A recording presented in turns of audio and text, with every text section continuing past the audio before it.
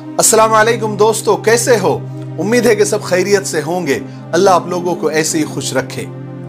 आज का किस्सा इस टॉपिक पर है कि अक्सर औकात हमें किस्मत का पहिया घुमा फिरा कर फिर वही लाकर खड़ा कर देता है जहां से हमने चलना शुरू किया था।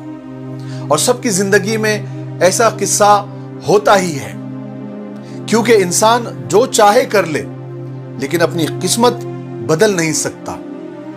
आज का किस्सा इसी बात पर है। एक भाई ने अपना किस्सा बयान करते हुए कहा कि मेरे घर वाले मेरे लिए लड़की तलाश कर रहे थे शादी के लिए।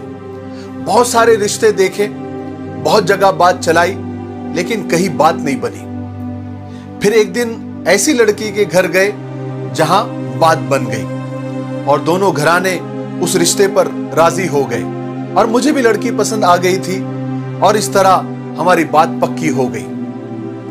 ठीक है, उसके बाद में जब हम घर आए तो मेरी बहनों ने मुझे घेर लिया और मुझसे कहने लगे कि भाई बाकी तो सब ठीक है, लेकिन वो लड़की थोड़ी मोटी लग रही है, आपके साथ अच्छी नहीं लगेगी, आपकी जोड़ी जरा नामुनासिब लग रही है। फिर हुआ यूं कि उसके बाद से उन्होंने बार बार मुझे मोटी मोटी कहकर चिढ़ाना शुरू कर दिया, मुझे छेड़ना शुरू कर दिया और इतना छेड़ा, इतना परेशान किया कि मैंने परेशान होकर बहनों से कह दिया कि तुम्हें अच्छी नहीं लगती तो फिर मत करो रिश्ता, लेकिन किसी की बेटी को बुरा तो मत कहो। और शायद हमको यह सुनने में आया कि लड़की वालों ने भी मेरी उम्र पर एतराज किया था, क्योंकि मेरी उम्र उस वक्त 35 यानी 35 साल की थी और लड़की की उम्र 25 साल की थी। अब हुआ यूं कि जहां पर रिश्तेदारी की बातें चल रही थी, शादी की बातें चल रही थी, अचानक सब खत्म हो गया। फिर दोनों खानदानों ने दोबारा रिश्ते ढूंढने शुरू कर दिए। लड़की वालों ने लड़का तलाश करना शुरू कर दिया, हमने लड़कियां तलाश करनी शुरू कर दी। अब मेरी जिम्मेदारी तो बहनों ने ले ली थी। अब वो हर तरह की कोशिशें कर रही थी कि मेरे लिए दुबली पतली खूबसूरत और अच्छी लड़की तलाश करे, लेकिन जहां भी बात करते कोई ना कोई मसला आ जाता और बात खत्म हो जाती। देखते ही देखते 7 साल अच्छा रिश्ता ढूंढने में निकल गए। आखिर को मैंने तंग आकर कह दिया कि अब छोड़ो, मुझे शादी नहीं करनी है। शायद मेरी किस्मत में शादी लिखी ही नहीं है। अब तो मेरी बहनें भी शर्मिंदा हो गई थी, अब तो उनके हाथ में भी कुछ नहीं रहा था। अब तो वो ये कहने लग गई कि भाई सब किस्मत की बात है, सब अल्लाह के इख्तियार में है, जैसे शायद पहले कुछ अल्लाह के इख्तियार में था ही नहीं, नौज़ुबिल्लाह।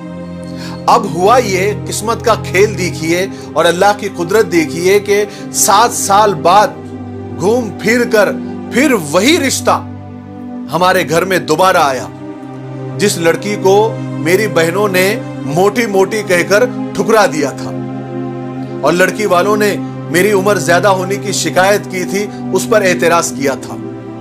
अब किस्मत ने हमें वही लाकर खड़ा कर दिया जहां हम पहले थे। अब उस लड़की की उम्र 32 साल और मेरी 42 साल हो गई थी। अब दोनों खानदान ने बिना कुछ कहे, बिना किसी एतराज के और बिना किसी चू चरा के शादी के लिए हाँ बोल दिया।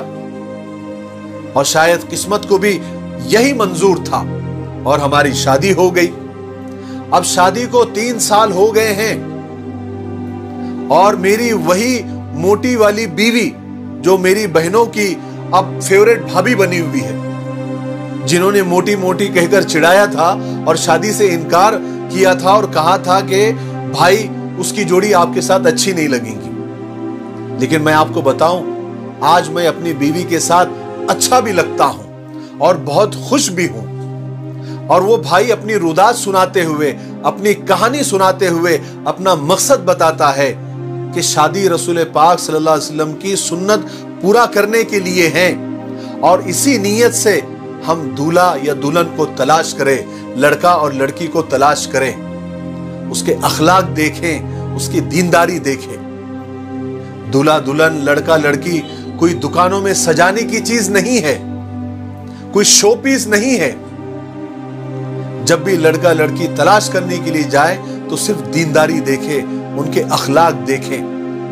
और हमारे समाज में ये जो बारीकी से देखने की जो गंदी आदत लगी हुई है, गंदी लत लगी हुई है कि खूबसूरती देखते हैं, माल देखते हैं, जाहो जलाल देखते हैं, खानदान देखते हैं, रुतबा देखते हैं और जहेज की लालच होती है।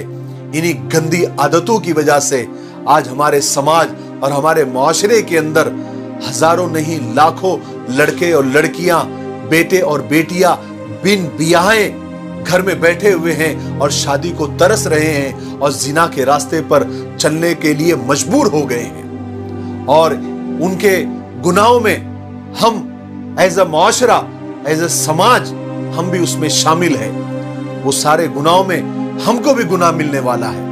अल्लाह ताला हमको माफ फरमाए। मुझे उम्मीद है कि इस किस्से से आपको कुछ ना कुछ सबक जरूर सीखने को मिला होगा। मेरे लिए दुआ करते रहें। अस्सलाम वालेकुम।